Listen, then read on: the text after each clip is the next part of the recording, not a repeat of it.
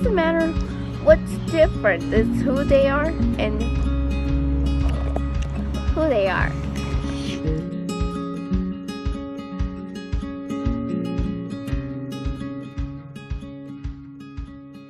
Hi, I'm Victor Vahl. I'm a writer, novelist, cookie connoisseur, and full-time graphic designer. I am the author of the novel Mad City. Here's the front cover right there, and here's the back cover. The front cover was done by my wife's friend. It came out beautifully. I hope you guys like it also. To get some context, Mad City is a sci-fi drama thriller that takes place in the world of New Manhattan. Isaac Sage, the protagonist, befalls a tragedy in 2007 where he loses both of his parents. He tries his best to live his life for the next 15 years, but he's still anchored by those events, so it's not quite the best for him. A clue he finds catalyzes the events of Mad City, and it affects the roles of his friends, Todd, Rosemary, and Kara, who all have crucial roles in the book. They have their own point of views. On the other side of things, John Cena is a detective with the New Manhattan Police Department, and he uncovers a case that's linked to the underground drug cartel. This whole purpose for him is to find a justice he hasn't seen in years. Meanwhile, Diablo, the main drug lord kingpin antagonist, tries to bring his empire to the most ultimate success. That's his goal out of all of this. I'll share themes and inspiration along the way out of this, but first, let's finally get to reading an excerpt. I'm going to be first reading an excerpt from John Saint. It'll be a good time. Saint had a dream upon his second blackout. His father, Jock, called him for a road trip to head to the Grand Canyon. Saint waved goodbye to Doris as she mourned over how much she loved him. He found this odd, assuming it would be a round trip. Meeting up with his father, beneath skies cascading with abnormal light, filled him with nostalgia and happiness. The colors were washed, vintage and grainy like the 1980s. Jock smiled for a few seconds before saying, "I may not be around one day. Probably won't get to see your promotion. God, I hope your kids hold to my legacy. Let's just celebrate where we are now. Forget the expectations." His father had never said that before. A ticking rattle in his chest like a clock winding down. They were then surrounded by the canyon floors. Two walls encroached between Saint and his father as dusk began to settle for the two. Saint paid no mind to how they ended up there. The focus was on his father, the ticking more worrisome. The moment Saint lost sight of Jock would be the moment he's gone for good, he told himself. There was so much jumbling around in his brain, plans on what to discuss with his father. Jock carried a lantern, bathing the two with an orange glow to protect them from the surrounding void. Saint looked up to find the stars shimmering one by one, enough to light up the sky's canvas. It was nothing he had seen before, struck with awe to be living this with his father. "Tell me, kid, what have you been up to? Please tell me something more than detective shit," Jock laughed. Before Saint could reply, the elderly figure cut him off, looking away from him into the distance. Yet, Saint had no frustration over it, only the ticking growing louder and louder. Jock turned back to Saint to continue. "I'm gonna have to go forward and make sure the road is safe. Stay here." Saint froze still. He wanted to move, but his body refused to respond. The orange glow began to fade, the further his father into the canyon's depths. As the light completely disappeared, so did the stars. A deep void blanketed from above, swirling with a sinister snarl. Saint wanted the stars to come back, but instead embraced the dark void with reluctance.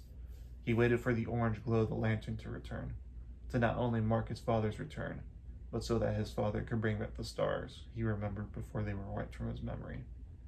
It all felt so real. So, a recurring element in this story is dreams. In these sorts of dreams in the story, they're more of what the character desires, whether it's the actual event or the actual feeling that they're having within that dream. It's something that coincides with the theme where it's a desire for something, even amongst your realistic failures. It's that desire for the true paradise in your head, or for some people at least. Let's go ahead and move on to the second excerpt. This one is for the main protagonist, Isaac Sage. And go. The club's culture bubbled in flirting smiles, drinking, and smoking as the vapors and stenches, especially body odors, mixed together. Isaac shimmied his way through the crowd, getting little to no looks of attention. He thanked the heavens. It was an area filled with drunk people, added with it being Halloween season. He searched high and low for a cellar entrance of some kind, eventually reaching the opposite end of the DJ's elevated booth.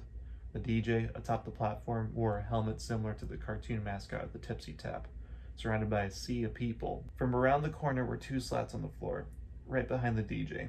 Isaac slammed open the doors while the DJ remained distracted with his crowd, and hopped down to a solid surface.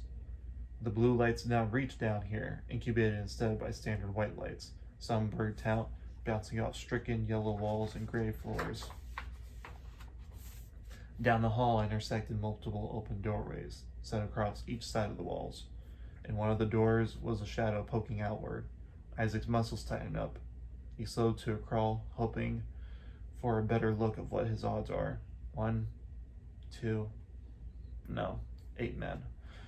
The odds were looking like he will most likely be limping tomorrow morning. Around the corner, multiple crates stacked atop one another, creating a maze in the warehouse. Each crate had its own symbols of rabbits, roosters, and dragons, respectively. To the side was a table lined up with clear vials smudged with some haziness only visible at the right angle. It was the most common variation of MAD, ingested by many as the go-to for its thrill of random effects. Next to the drugs were white bags of powdered cocaine, and hung above the table were 2 katanas covered in a black sheath, wrapped with off-white sayo. It was time for action.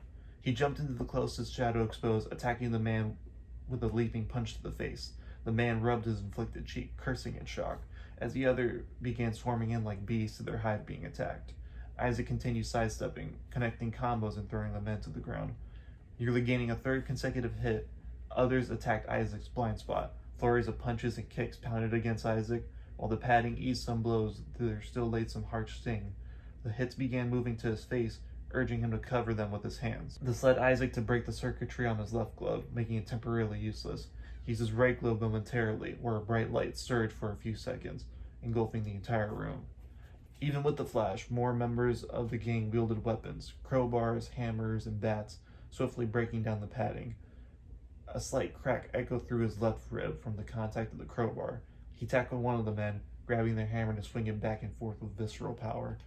Then, a stone smacked across Isaac's face. The hammer flew out of his grip underneath one of the machineries, Isaac collapsing to the floor. The men standing around him, now 12 of them, exclaimed amongst each other who in the world this masked kid was. These men were no athletes from a glance. Their clothing was stained and loose. Some were in fair shape, others were very skinny or relatively obese. They were just ordinary people. Some commented that Isaac was an assassin, others said a homeless man, and others some Power Ranger cop, while they laughed boisterously amongst one another and kicked Isaac repeatedly. Each painful thud became more nausea-inducing after every consecutive hit. His best move, to play dead like a stray possum. Then all the hits slowed to a chilling stop. Is he dead? One of the men leaned in closer. And, like a sudden chime kicked in, the man was in enough proximity.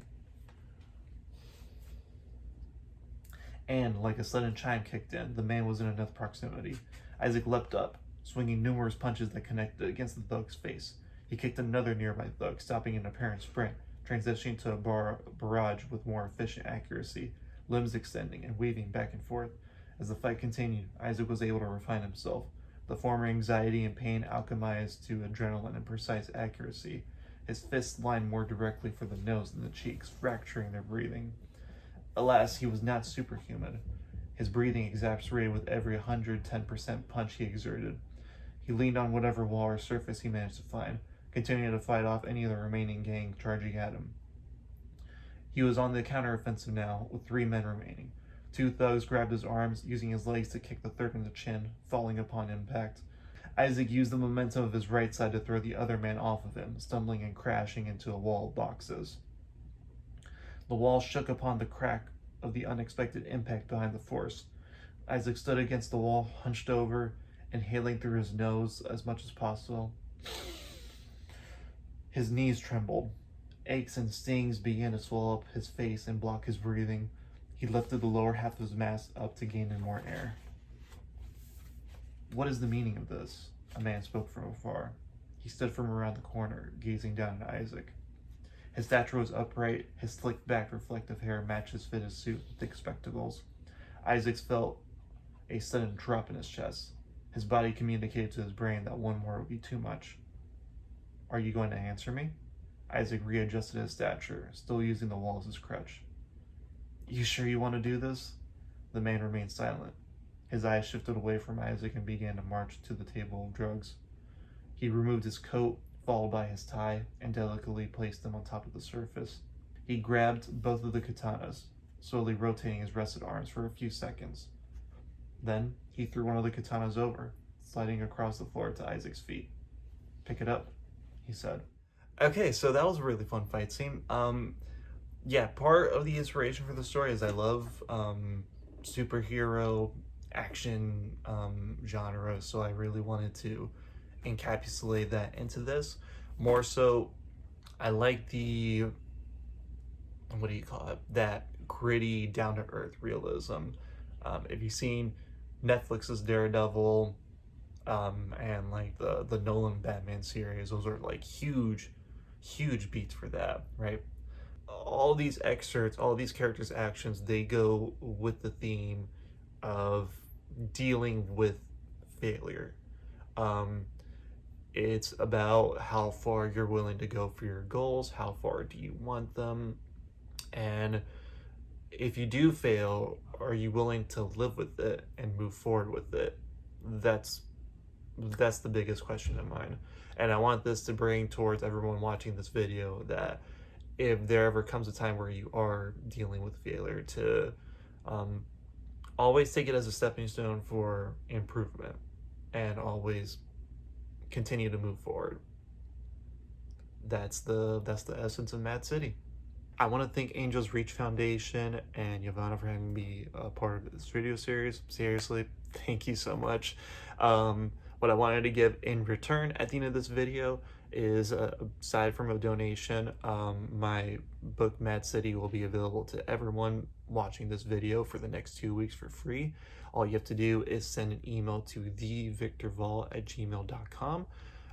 Just put your name, your shipping address, and whether you want to sign or unsign, and I'll stay in constant communication with you to make sure that you get that free copy. I know that during quarantine it can get pretty boring and we need some stuff to read, and I'd be more than happy to share a copy with you guys. And, you know, hopefully if you enjoy those excerpts, you enjoy the rest of the book. Again, thanks for having me, and have a great day. Bye.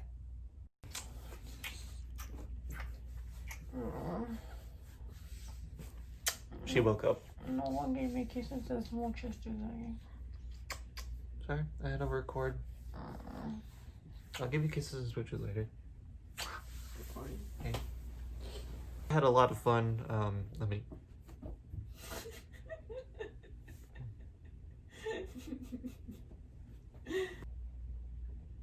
Sir, this is the Wendy's. I don't know.